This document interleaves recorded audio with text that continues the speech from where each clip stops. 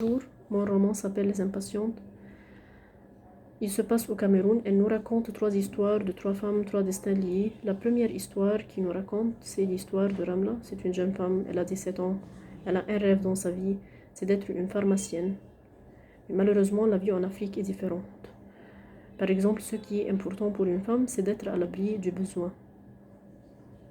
C'est-à-dire seulement de s'occuper de sa maison, de sa famille, seulement. Elle n'a pas même le droit de choisir ce qu'elle veut, ce qu'elle aime.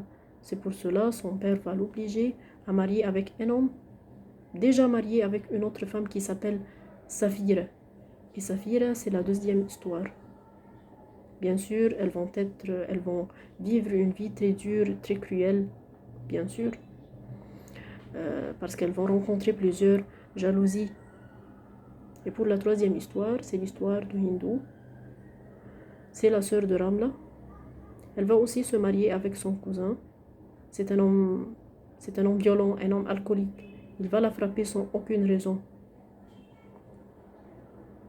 Donc les 3 femmes mèneront une vie très difficile, très dure.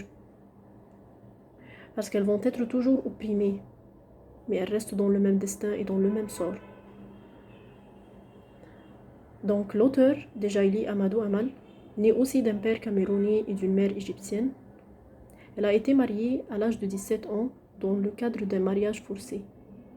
Elle a vécu le malheur des femmes au Sahel, mais elle n'abandonne pas.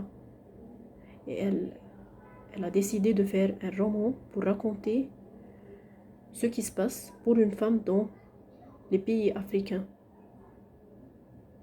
Et comment les femmes en général ont perdu leur patience et devenues des femmes impatientes.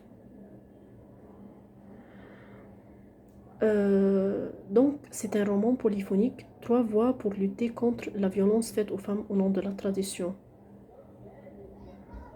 Aussi, l'auteur a écrit dans un manuscrit dans tout ce que je fais, j'essaye surtout de parler des discriminations des femmes. C'est mon cheval de bataille.